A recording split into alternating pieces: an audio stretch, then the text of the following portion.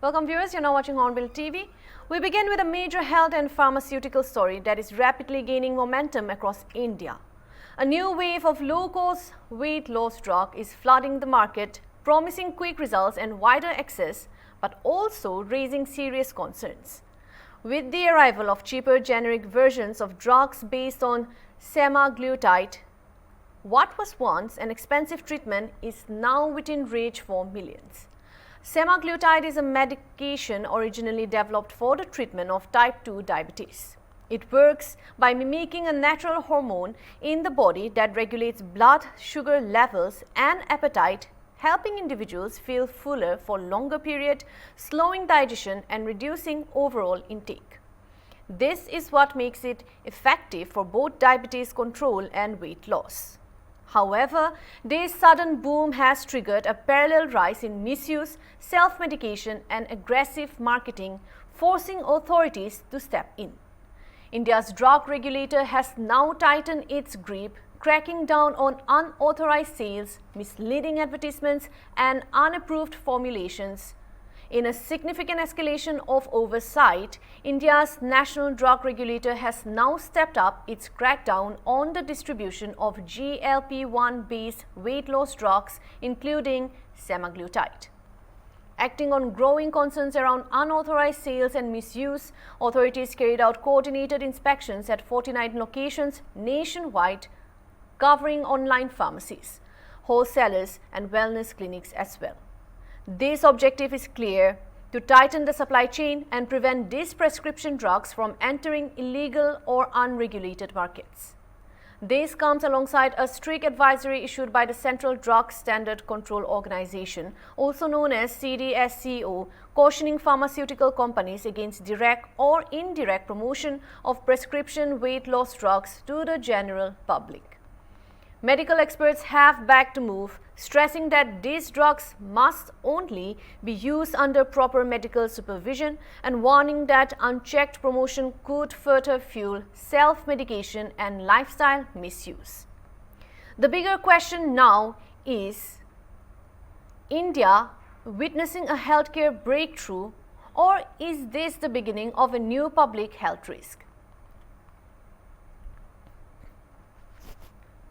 India is currently witnessing a significant surge in the availability and use of weight loss medications, particularly those based on semaglutide as mentioned before, and drug originally developed for the treatment of type 2 diabetes and then marketed globally under brands like Ozempic and Wegovy. This rapid expansion has been triggered by the expiry of key patents in 2026, enabling Indian pharmaceutical companies to manufacture and introduce low-cost generic alternatives. As a result, prices have dropped sharply by as much as 50 to 90%, making these drugs far more accessible to a wider population.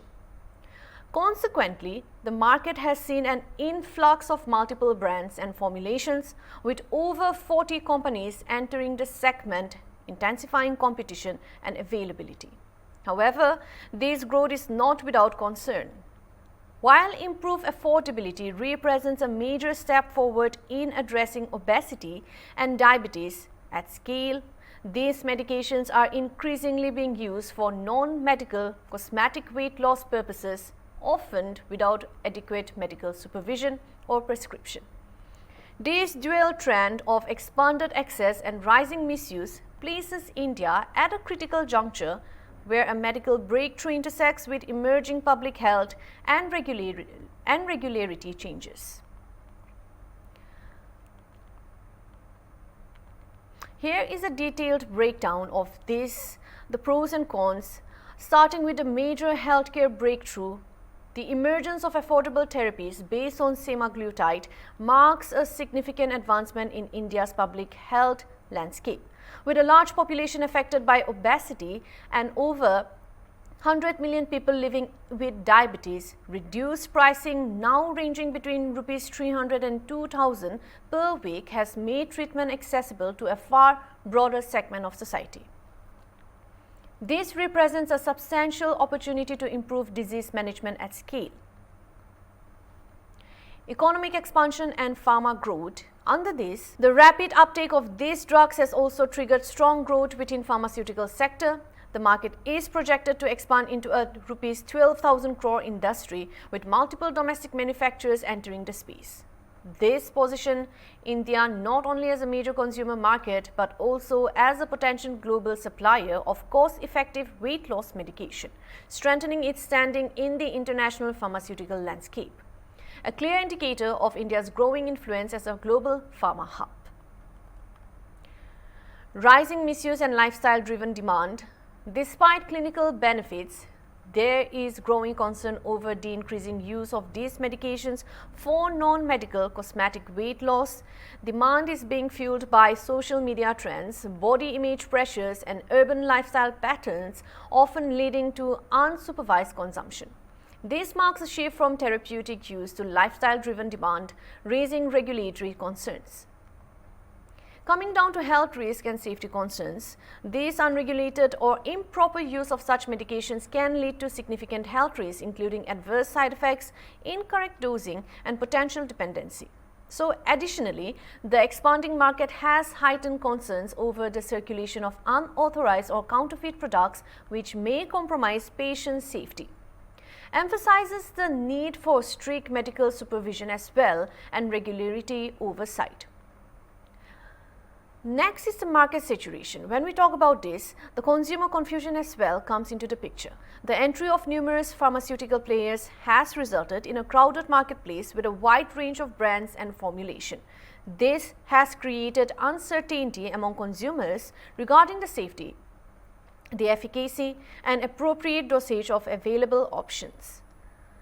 Highlighting the growing need for clear guidelines, the standardization, and informed medical guidance.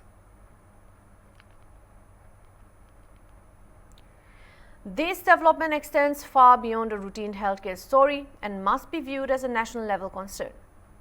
It sits at the intersection of public health, the pharmaceutical economics, and regulatory oversights, marking its impact both wide-ranging and complex.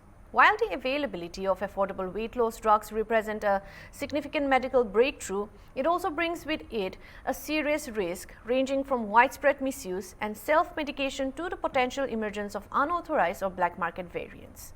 If left unchecked, these trends could evolve into a broader drug misuse challenge in the country.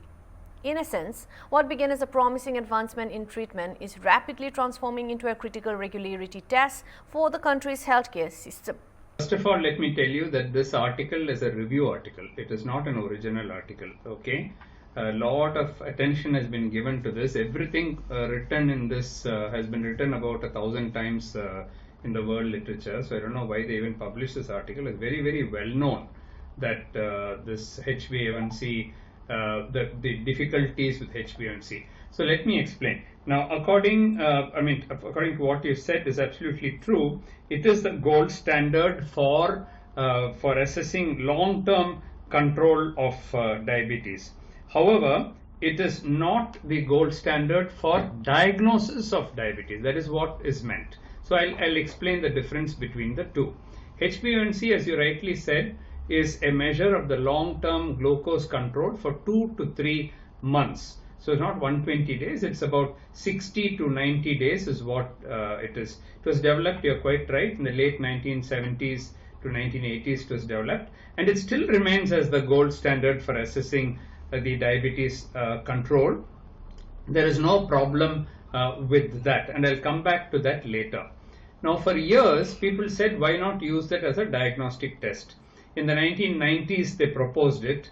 And the American Diabetes Association said, no, the standardization of the test is not good. In 2000, they proposed it, and they said, no, it is still not good. 2010, the American Diabetes Association said, no, now everybody is ready, the test is standardized. And from 2010, the American Diabetes Association said that a HbA1c value of 6.5 is enough for diagnosing diabetes. The moment that was published, I published an original report based on thousands of patients who, not from the clinic, from the epidemiological studies, and this was published in their own journal, in Diabetes Care, criticizing it, and I said glucose still remains as the best test for diagnosis, either a fasting glucose or an oral glucose tolerance test, 2-hour value, should remain the gold standard. And in that paper, which was published immediately after the Americans Diabetes Association published it, I showed them how if you use the HbA1c for diagnosis, you will miss many cases and you will wrongly diagnose many cases. They were good enough to publish it, and they said, yes, we welcome this counterpoint. However, we will see, the problem is that in US, they don't have the patience to wait for 2 hours after a glucose tolerance test. So because they just want to give a fasting and then go away, they cannot wait for 2 hours. In India, they're prepared to wait. My patients are prepared to wait. So we never had that problem. So because of that, they didn't want the gold standard test, which is the OGTT. I'm still talking about diagnosis of diabetes, not control of diabetes. So the American Diabetes Association then said that HbA1c can be used not only for diagnosis of diabetes, but also for pre-diabetes. So below 5.6% HbA1c is normal. 5.7 to 6.4 they said was pre-diabetes, and 6.5% and above is diabetes. That is what they said. Immediately the World Health Organization, WHO, and the International Diabetes Federation, they did not agree with the ADA. And they said for pre-diabetes it cannot be used at all. Till today, for pre-diabetes, only in the US this value is used, HbA1c between 5.7 and 6.4. Rest of the world did not accept it. We did not accept it in India.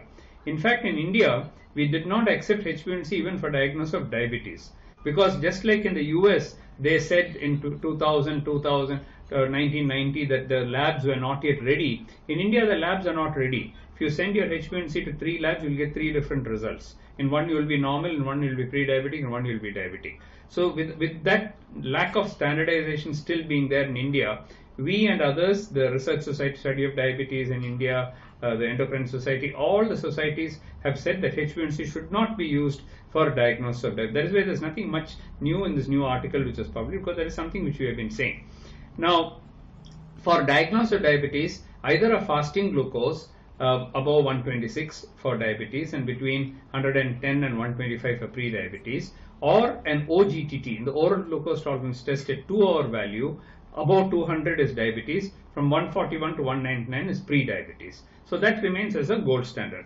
HbA1c can be used in addition to these two, but not as a single test. Now, many years ago, we published several studies. Unfortunately, most of them are not, none of them in fact are quoted in this paper, which is in this publication. But we showed through several studies, all India studies, Chennai-based studies, Chennai and Delhi studies, many publications, original publications we had based on population-based data, where we showed that if you use HbA1c, the prevalence of diabetes will double. For example, you know about the ICMR INDIAB study. In the ICMR INDIAB study, we use the gold standard OGTT. With that, the number of people in India comes to 101 million people. When the NCD risk study, which is based out of London, they used HbA1c to find out the prevalence across the whole world. Using the same data from the same study, the ICMR INDIAB study, they projected the number of people in India to be 215 million instead of 101 million. That is exactly what we had been saying. Don't use HbA1c alone for diagnosis. Not because the test is wrong, but because the test picks up people with very mild abnormalities where the glucose is normal and labels them as having diabetes. So to cut a long story short, HbA1c for diagnosis of diabetes is not a good test. It is a very good test for assessing control of diabetes.